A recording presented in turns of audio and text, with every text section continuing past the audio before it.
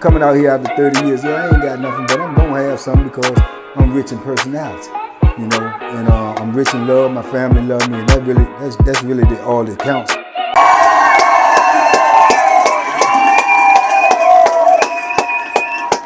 Hey man, shout out to everybody out there on Team Banky Pounds, man. I appreciate the love. Boom, I appreciate the support. We out here, man. We pushing this P 24/7, 365, man.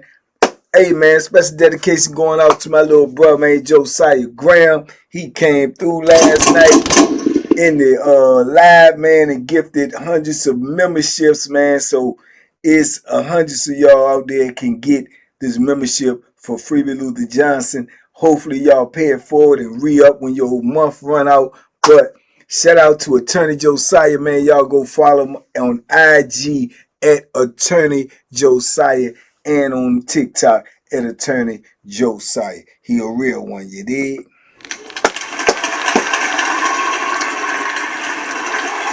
And man, this video is from a question he asked me, man.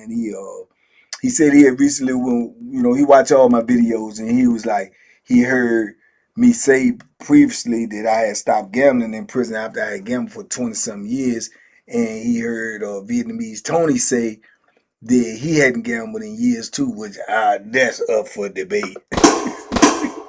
But he was like, well, I should do a video on why, why I stopped or what made me stop. And to be honest with you, man, it is an addiction, man. It is, a source of money up in there if you know how to do it. But you is taking a risk every time you gamble in penitentiary. Every single time gambling in penitentiary is taking a gamble.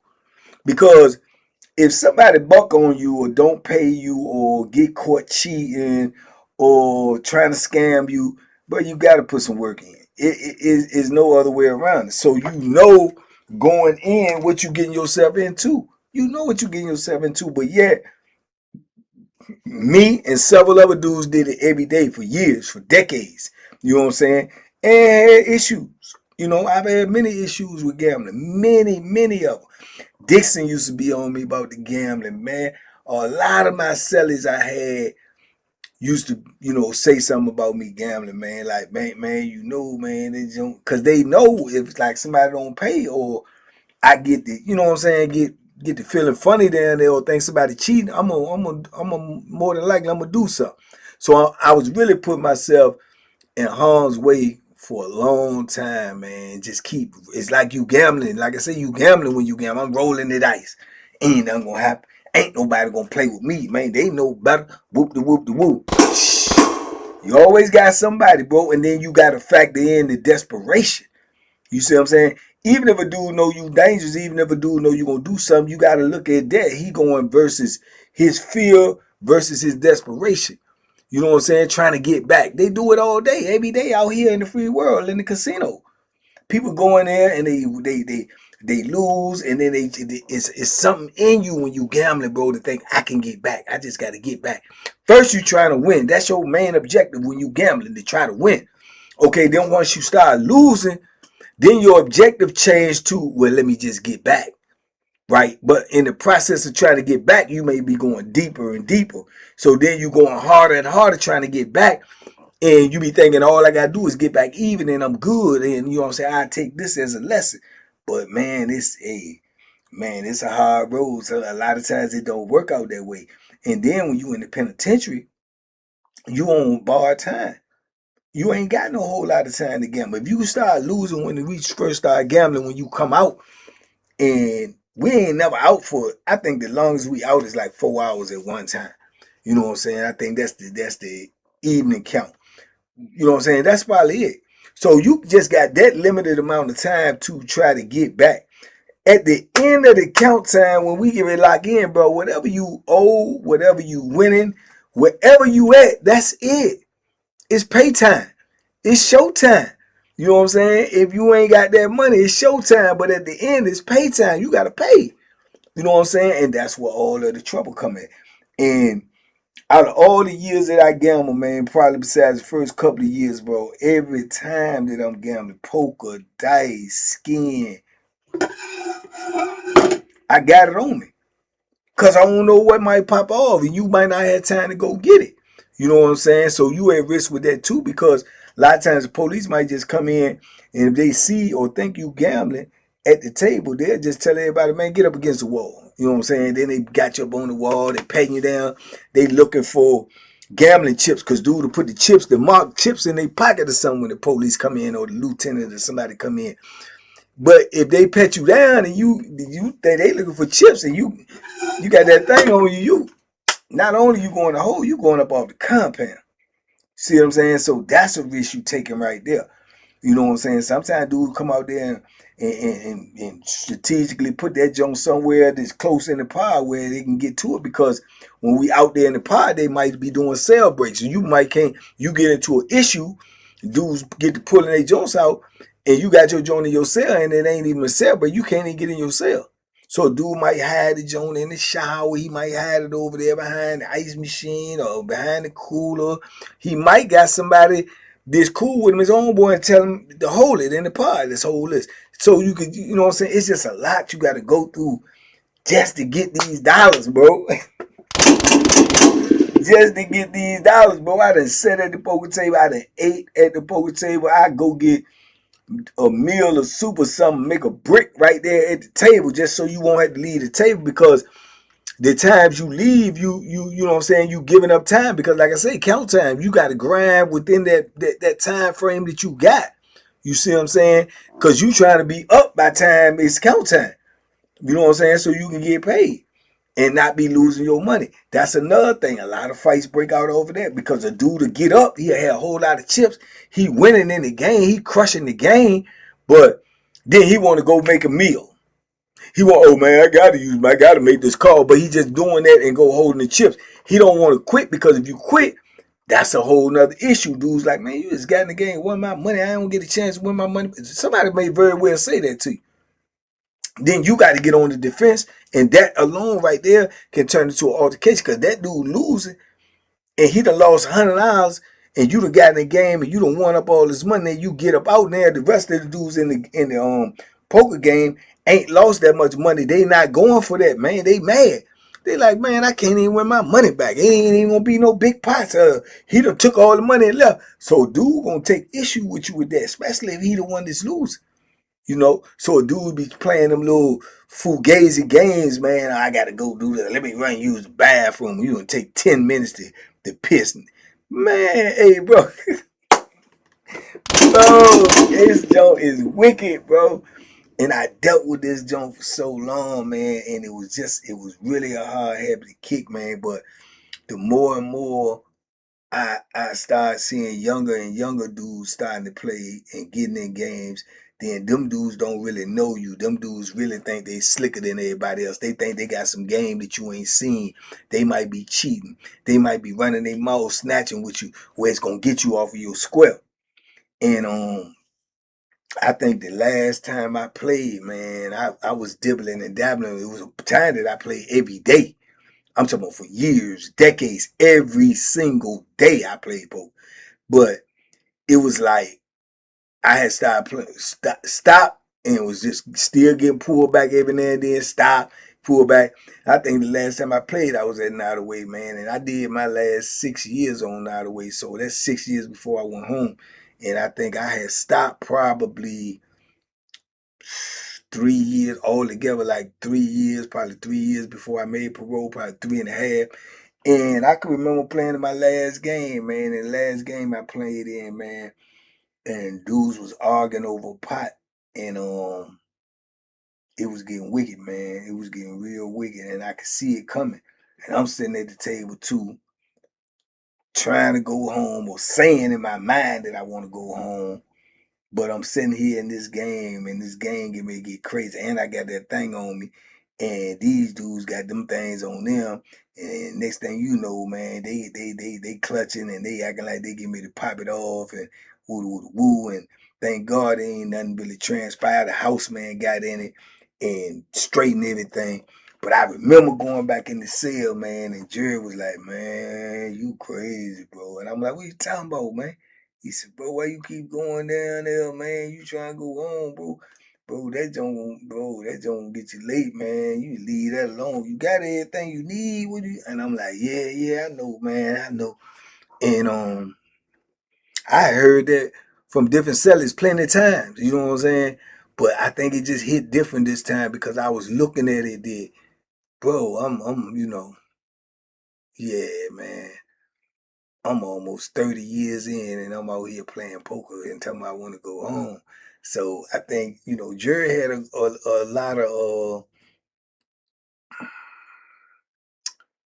of like common knowledge, man, that he'll just drop on you out of the blue, and you just got to be able to pick it up. You got to be able to catch it. You know what I'm saying? What he was telling me was right and exact. I was just taking too many chances. What I was saying I wanted didn't line up with what I was doing. I want to go home, but I ain't. You know what I'm saying? I'm still running the stove box. I'm still gambling. How do I want to go home? You know what I'm saying? Because if anybody just don't give me my money, I'm going on front line. Ain't no hesitation. I'm gonna hurt you. So it didn't line up. And I eventually I stopped the stove box too. You know what I'm saying? Because I was sincere about trying to get up out of the penitentiary. So it wasn't no need for me to be putting myself in all those positions that I had did prior to. And then to be truthful of the matter is I just really got lucky, man, gambling all them years old like that, bro. Cause I done did some skullduggery into gambling myself. I done bucked on money. You know what I'm saying? I done hurt people for bucking on money for me for the same thing I did. So even when I did it, I expected to get hurt. I was ready for the war. Come on with it, cause I'm not giving it. You know what I'm saying? So it's been situations like that. I done seen everything in the poker though. Everything in the poker, the gambling, the skiing. I done seen it all. But I done seen dudes lose their life. Literally lose their life messing with that gambling, bro. Cowboy died messing with that gambling, bro. Cowboy. Gambling. So late in the poker game and trying to get back in and ain't got money and go up there and rob the white boy, and he go rob the white boy, take the money and go to the poker table just so he can get back in and play the white boy for week. Played him for week, bro. And got away with it. Thought he got away with it anyway. Then the next day he's sitting there right at the poker table, feeding that urge, feeding that, you know what I'm saying, that habit, bro. And dude came right up behind him and put that Bethlehem right in the top of his head. DOA right there. Died right on the stool. Fell straight over on the floor. Never was alive again, bro. Never was alive again. And even being around that and knowing that, I'm still playing. You see what I'm saying? It's insane. You insane when you in prison. You at some level of insanity that you not aware of when you in prison because you become so adapted to all this violence going on around you. You not looking at it the way you should be looking at it. Like, man, this could happen to me. This ain't what I should be doing. You know what I'm saying? One of the first dudes that I met or had issue with poker was Block Square, with the Block Square and the Chucky thing. Block Square literally had a whole scar on his head, like from here to here, where they had to open his skull up. They had to open his skull up for getting stabbed on the top of the head sitting on the toilet over a debt, a gambling debt. And dude caught him sitting on the toilet and bang, hit him in the top of the head and took off. He had to have open brain surgery, man. They got the scars to prove it. You see what I'm saying? So even with knowing these type of things, you still playing poker. I'd have been at the table, dude, and jumped up from the table, jumped across the table, stabbed dude in the neck. You know what I'm saying? Dude backing up, blood dripping out his neck. And he's scrambling on the ground there because he done fell down and get up and still chase him, trying to hit him some more. Trying to hit him some more. You dig? I'd have been sitting at the poker table when the dude came behind and clucked me in my head. If I wasn't playing poker, I would have been aware of what was going on. You did all of this and then some. And then some. If I sit here and think, I could tell you several, multiple cases of gambling, man, gone bad, where somebody got hurt, somebody got sent up out of there on the helicopter, man. Somebody got injuries that ain't gonna never heal. I know dudes and got the poop bag, you know what I'm saying? They got hit all up in their kidneys and got the poop bag from gambling. I know dudes that done lost their manhood from gambling. Dude, like, nah, you ain't pay me. I want that. You know, man, you and took it. And took it. You understand me? So, same thing when I say back in the world, when the dude say, come up there and say, I am the money. He paying a gambling debt for somebody who he probably owe.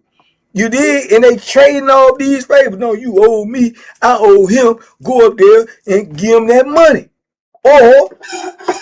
And that's what he did. You know what I'm saying? Went up there and gave up his hand pots to pay off somebody he owed. Because that person owed him. Man, it's a dirty game, man. It's diabolical up in that joint, bro. I'm telling you, bro. And dudes will come off crazy to you gambling, bro. They'll say something to make you wanna, or you have to, or you going to do something to them, bro. Do something to them. I mean, something vicious. You know what I'm saying? Some things in the penitentiary don't call for no hand-to-hand whooping. It calls for to make this sucker bleed. And then you know you got limited time to get your job done. If you get to banging with it and you want to just really crush somebody, if they got any type of squabbles, it's going to be resistant. So it's going to take longer to, you know what I'm saying, break a Bama down. It depends on how it go. But if you want to leave no stone unturned, then you just go to work because you know the people going to come. Soon as it be no, as soon as it be skirt, skirt, skirt, soon as the person in the booth get wind of it, the alarm going out and the people going to be there within 3 to 4 minutes. So you ain't really got the time to do what a person is asking for. You know what I'm saying? He asking to be hurt bad, and you gotta get it done. You know what I'm saying? Because of what he did, what he said, how he acting. He acting like he, you know what I'm saying, like you want to really hurt him, and you ain't got but a limited time to do that. So that's where these things come into play. Okay, you want to what? You taking what from who? Man, just if somebody even tell you they taking something from you in the penitentiary, that's punishable by making them bleed, making them suffer, making them lay somewhere up in the hospital with some tools up in their nose. So they'll know never to tell nobody like you or anybody else that again. Don't talk about it. If you're going to do it. And then the chips go fall where they may. But people could say certain things out their mouth and hey, you want to do them dirty, man. I mean, hey, you really want to do something dirty to them. Because you're not going to say no anything to me, especially in no penitentiary, because I believe you. I'm going to believe you. You could tell me anything you want. This is like in the court of law when you got somebody going to court. If I'm the defendant and I say I ain't do it, they don't listen to me. But if I was, they say, oh, he a convicted felon, oh, he trying to save himself. But if I was going to testify on somebody, my word would be gold. You see what I'm saying? My word would be gold. That's the hypocrisy, and that's the same thing in the penitentiary. You could tell me you had this, you got this, I don't believe nothing you say. I don't believe. I know you're a liar. But if you tell me you're going to do something to me, I believe you 100%. And 100%, I'm going to make sure you don't get that opportunity to do what you said out your mouth. You see what I'm saying? So, and with me having the temperament that I had and the attitude that I had about certain things, I had no business gambling. I ain't had no business gambling, bro. And that's why I say I just got lucky, bro, because um I ain't never had no bones broke with gambling. You know what I'm saying? I ain't never been stabbed with gambling. You know what I'm saying? I'd had bone broke fighting, but if you could call that gambling, that was over the store box. It was over a debt. Had bone broke. That's the only bones I had broke in prison was this. You know what I'm saying? And, you know, been stabbed over other issues non-related to gambling. So all of the gambling that I did, the injuries that I sustained did not come from gambling. You know what I'm saying? I have inflicted injuries on others from gambling, but I ain't received no injuries from gambling. I done received injuries from altercations, but it won't gambling. So that's just lucky in itself. That's just the luck of the draw. Because I'm telling you right now, bro, I know several, multiple, probably in the hundreds of people who, you know what I'm saying, their injuries come from gambling. This my dude, Peanut, man. I got to answer this call, bro. Hello? Hello. This is a prepaid. I got to answer this, man. An inmate at the Virginia Department of Corrections. Y'all talk to me in the comments. I talk back, man. Big love, TBP Nation. Stand up, man. Supporting is important, man. Hype me up, like me up, and let's run it up. And shout out to Josiah, man. They say, man. This is a prepaid debit call from an inmate at the Virginia Department of Corrections, Beaumont Correctional Center. To accept this call, press 0. To refuse this call. This call is from a watch you say work bank, and then we out of here. And recording. Thank you for using Global Tellink. Work bank. Hey, I'm just finishing up a video. I'm still on record. I say, this is my dude Nut Call, and I got to answer this. I say, but before I hang up this video, I bet you when he answers the phone call, he'll say work back. And you said it. That's how you know your brothers. You heard me? Y'all be easy, man. Yeah, I'll see y'all in a minute, man.